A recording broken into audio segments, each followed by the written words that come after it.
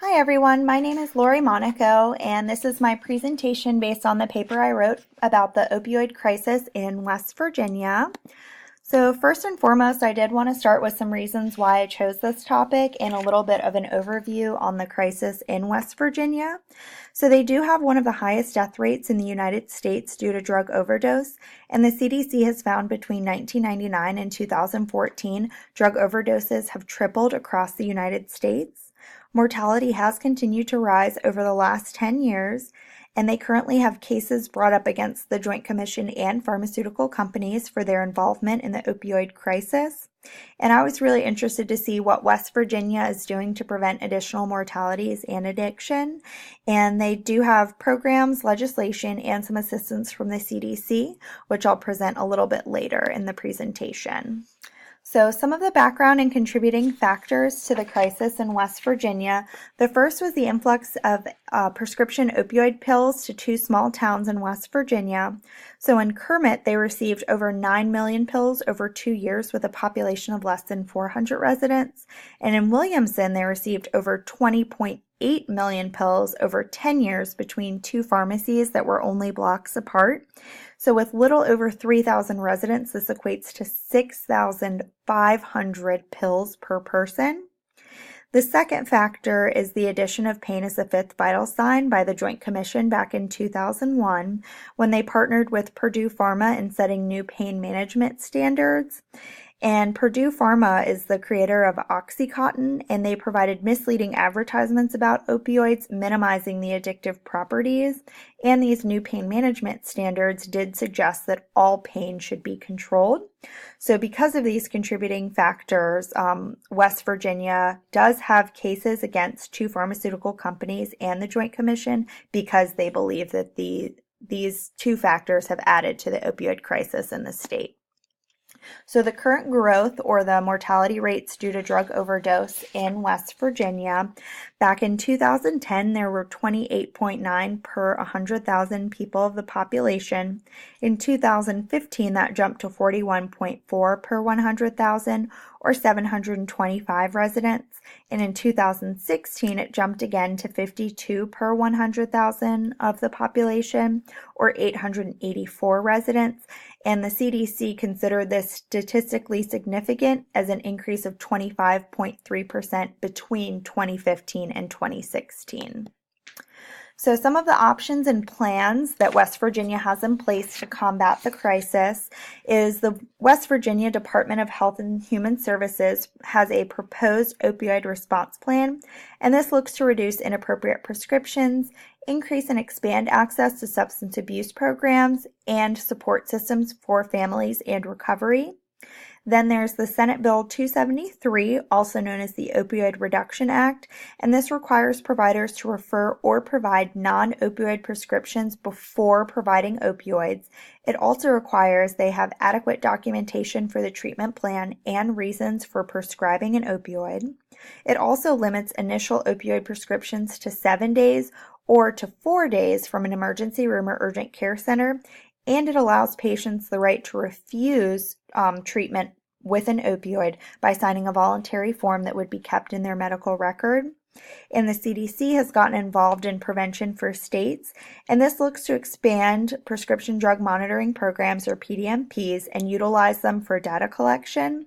It also looks to improve treatment options for substance use disorder and review current interventions to determine efficacy and to continue research to find evidence-based practice in prevention strategies. So the plan for changing perceptions and practices, I think one of the most important is really changing the stigma of addiction. As we've gone over in this class, and I know that I've learned this past semester in mental health, having those biases and stereotypes about people with addiction, one of the most important things is changing that stigma or those stereotypes or those biases, because that's how we can help people get the help that they need, especially if that's what they're looking for. Also providing assistance with the proposed opioid response plan. This is going to help with treatment programs and support for both the patients and their families by reducing inappropriate prescriptions and abuse potential with the Opioid Reduction Act and limiting the time that patients can have prescription for opioids, and really making sure that they're not giving prescriptions that are inappropriate. And also increasing research into opioid overdoses and addiction from the CDC to help correct this crisis and really prevent future occurrences.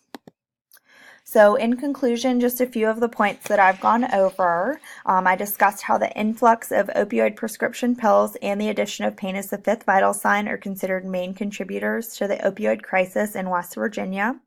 As the death rates continue to significantly increase, they've created the proposed Opioid Response Plan, Opioid Reduction Act, and CDC's Prevention for States in order to decrease mortality, addiction, and overdoses in the state. And research should and will continue to find evidence-based practice to prevent additional mortality and similar crises in the future.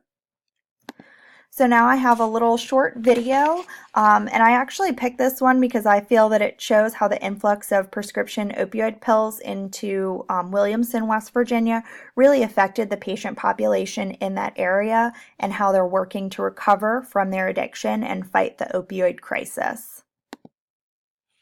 Nestled in the hills of Appalachia is Williamson, West Virginia, population 3,200. But investigators say in little more than a decade, more than 20 million prescription pills were sold here, an average of 6,500 per person. How readily available are these pills in this part of West Virginia? They're everywhere. De'Ara Warricks is now in recovery after years of agony. It was awful because you want your pills. You don't want your marriage. You don't want your kids. You want your pills. The House Energy and Commerce Committee has just sent letters to 2 regional drug distributors asking why they oversupplied this town and others. They're making a fortune off of our downfall. One of those distributors, H.D. Smith, tells NBC News it operates with stringent protection of our nation's healthcare supply chain.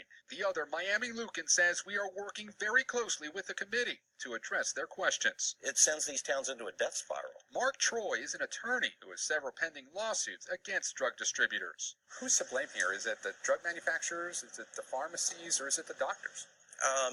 Yes, and yes. You know, it's a gigantic problem. We went to the 2 Williamson pharmacies mentioned in the congressional report, just 2 blocks apart. Hi there. Kate Gutierrez with NBC News. One refused to speak to us. The other declined to go on camera, but the owner told us she thought the congressional report was misleading. She said the family-run business served not just Williamson, but a large surrounding area, and that it filled legal prescriptions. It's feeding everybody's addiction, you know? They got to be getting it somewhere. De'Ara Warricks, now in treatment, has hope that shining a light on this epidemic can help her and this town. Tonight, there is frustration here as to how this community was flooded with pills. The Congressional Committee says it will continue to investigate, and Attorney General Jeff Sessions has just launched a crackdown in the coming weeks to try and stop the oversupply of opioids across the country. Hey, NBC News fans, thanks for checking out our YouTube. Okay, so this is the reference for the video that you just watched. I just want to say I hope you enjoyed my presentation and learned a little bit about the opioid crisis in West Virginia and why I chose to write about it as my topic for the paper. I appreciate your attention to my presentation, and I look forward to watching yours.